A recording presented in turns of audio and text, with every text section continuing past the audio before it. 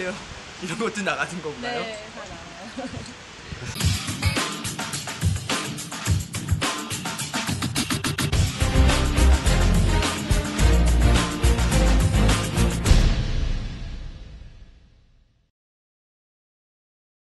What do you think? Really good. Yeah? Nice. Bit short, isn't it? I like it. Okay, great. Yeah. Yeah, it's good. Should you try this jacket? Yeah.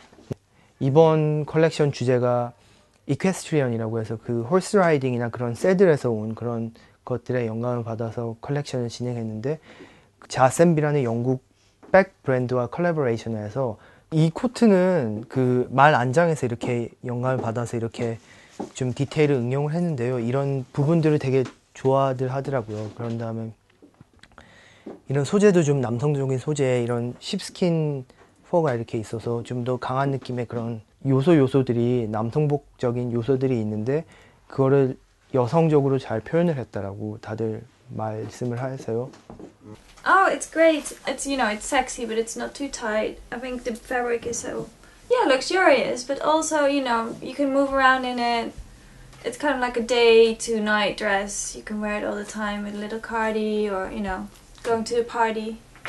제가 정말 추구하는 거는 그런 웨어러빌리티와 그런 크리에이티비티를 같이 이렇게 결합시키려고 하는 게 저의 가장 큰 의도인데 그게 잘 어떻게 돼가는지는 잘 모르겠어요. 그리고 이제 좀 하이엔드 디자이너들이 그 생산하는 그런 공장에서 일을 하고 있어요. 그래서 젊은 디자이너들이 퀄리티를 잡기가 되게 힘든데 저는 그래도 정말 가치가 있게 사람들이 정말 살만한 가치가 있게 그런 퀄리티에 대해서 되게 신경을 쓰고 있어요.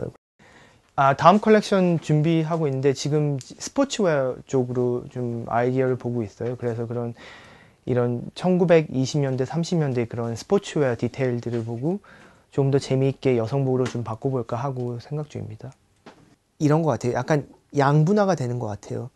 H&M이나 뭐 이런 그런 하이스트리트 체인이 정말 글로벌리 그런 이런 브랜드들이 점점 커져서 이렇게 정말 단일화가 되는 브랜드가 있는 반면 고급스러운 하이엔드의 유니크한 그런 브랜드들의 그런 추세도 되게 강해지는 것 같아요. 그래서 좀 더 양분화가 되지 않나. 패션은 답이 없다. 정말 패션은 답이 없는 것 같아요. 그냥 모든 사람들이 취향이 틀리고 뭘 어떻게 해도 뭐 트렌드도 항상 바뀌고 그거 정말 답이 없는 것 같아요. 패션계는 하이 패션하고 저가 패션, 스파 브랜드가 주요하는 저가 브랜드로 이렇게 나눠져 있거든요.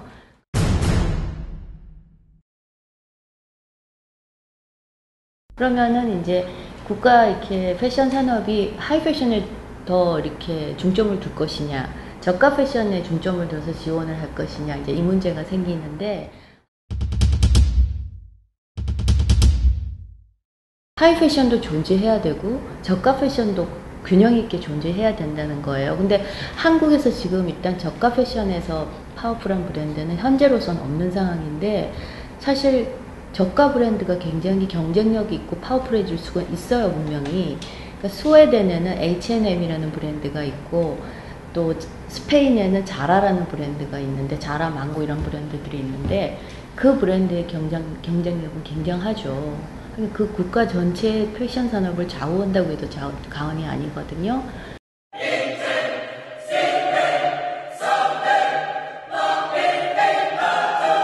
세계가 그것을 원하고 있어요. 지금 많은 브랜드들이 뭐 예술가들하고 콜라보레이션을 하고 부족한 면을 채우는 거죠. 산업적인 구조에서는 감성이 부족하니까 디자이너들을 영입하는 거고 디자이너들은 이것을 무시할 수 없는 인더스트리 자체가 워낙 커져서 이 대중적인 요소를 이제는 소홀히 할 수가 없어요. 이 두 가지 체계가 서로 인정을 하면서 서로 보완하는 그런 시스템으로 가고 있다고 생각합니다. 해외 패션의 새로운 어떤 트렌드라는 거는 기존의 어떤 아티스트로 명문됐던 어떤 뭐 그 지망시라든가 입생도라든가 뭐 이런 분들이 결국 이제 그 노령화 돼가면서 결국 톰 포드나 마크 제이콥 같은 크리에이티브 디렉터가 들어오면서 결국은 굉장히 어떤 그런 그 패션 자체가 이제 스피드하게 패스트 패션으로 가는 어떤 계기가 마련됐거든요. 그 명품 브랜드들이 대중화된 브랜드지만 그 시장을 놓칠 수 없는 상황에서 결국 이제 SP하고 이제 공존의 이제 길을 이제 선택한 거고요. 좀 미래를 소개한다면 그 H&M 브랜드는 그 샤넬을 노골적으로 베끼던 브랜드였고 둘이 심지 함께 이제 소송도 있었습니다. 소송도 있었는데 나중에 이제 그 샤넬의 칼라고 펠트가 H&M과 콜라보레이션식으로 하면서 그렇게 얘기를 했어요. 어차피 소비자들이 레스토랑에도 오지만 결국은 매일 가는 어떤 햄버거도 먹을 필요가 있다. 그래서 H&M이란 SPA 브랜드를 칼라펠 공식적으로 인정해주고 그 다음부터 SPA 브랜드가 어떤 카피에 대해서 어떻든지 정당성을 얻게 되는.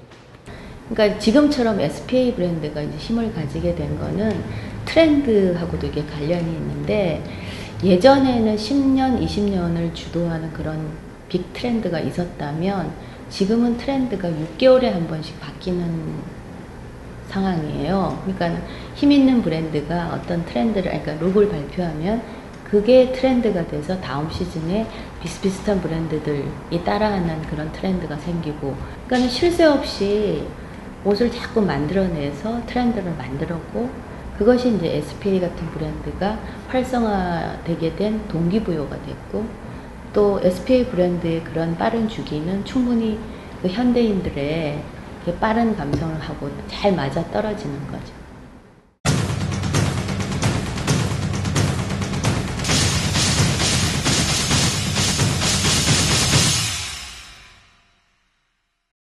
SPA 브랜드가 지금 한국에서도 역시 뭐 인기를 굉장히 끌고는 있으나 제가 볼 때는 유럽에서 그 맹위를 떨치고 또 혹은 미주 시장에서 굉장히 그 시장을 흔들어 놓을 만큼 그 반응이 있는 것에 비하면 오히려 제가 볼 때는 그 그러니까 한국과 일본 시장에서는 조금 덜한 것 같아요. 그러니까는 그 한국 같은 경우는 유통 자체가 어떻게 생각하면 소비자들한테 굉장히 그 재미없게 돼 있어요. 좀 불리하게.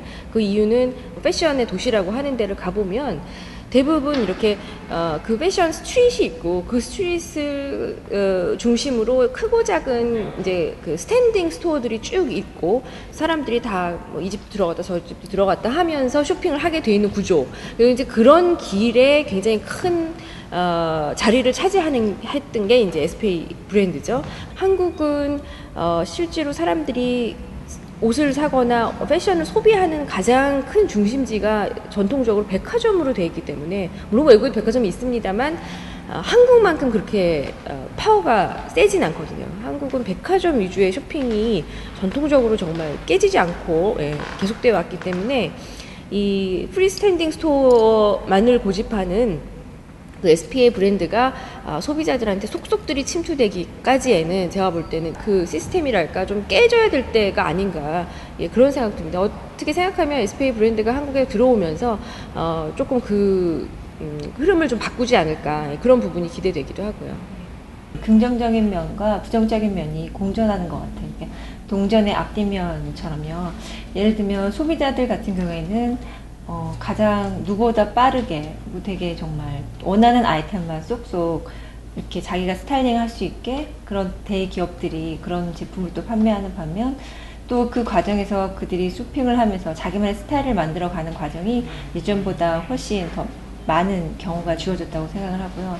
하지만 반면 이 거대한 패션 비즈니스에서 한국의 디자이너들은 사실 어떻게 보면 좀 소외될 수도 있다고 생각을 해요. 하지만 이제 저는 지금은 어떤 과도기라고 생각하고요. 이 거대한 패션 비즈니스의 어떤 이 과도기에서 시간이 좀 지나면 새로운 패션의 토양이 생길 수 있다고 생각을 합니다. 그래서 뭐 예를 들면 외국 같은 경우에도, 그렇다고 외국에도 뭐 그런 디자이너들이 조명을 못 받는 건 아니잖아요.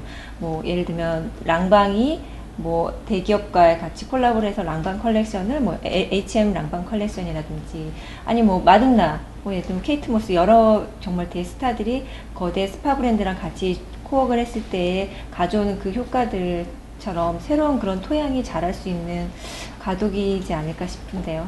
한국의 브랜드들도 그들을 같이 교류하면서 소통하면서 같이 성장해야 된다는 어떤 그 개념이기 때문에, 그런 유럽이나 미국의 어떤 그 브랜드들이 SPA 브랜드의 어떤 대체할 만한 그런 어떤 브랜드를 이미 만들지 않고 준비를 하고 있기 때문에 우리도 그런 브랜드에 대한 준비를 해서 그들과 어떤 시장의 어떤 그런 그 파이 나누기 식이니까 그 중에 10%를 먹더라도 당당히 어떤 스타트부터 같이 출발을 해야지만 뭔가 경쟁력이 생기지 않을까. 그렇지 않으면 2, 3년 하게 되면 또 카피했다는 어떤 패션의 변방에서는 그런 오해를 뒤집어 쓸 수 있기 때문에 유럽에서 어떤 SP의 넥스트를 준비하는 것처럼 한국 패션에서도 그 넥스트를 준비해야 되고 지금도 그런 부분에 있어서는 준비가 되고 있고 그런 상황에서 어떤 동대문이나 어떤 그런 시스템을 어떻게 하면 역동적으로 만들어서 크리에이티브 입힐 것인가 그런 부분도 지금 한국 패션에서도 부단히 젊은 디자이너들 어떤 그 중심에서 진행이 되고 있습니다.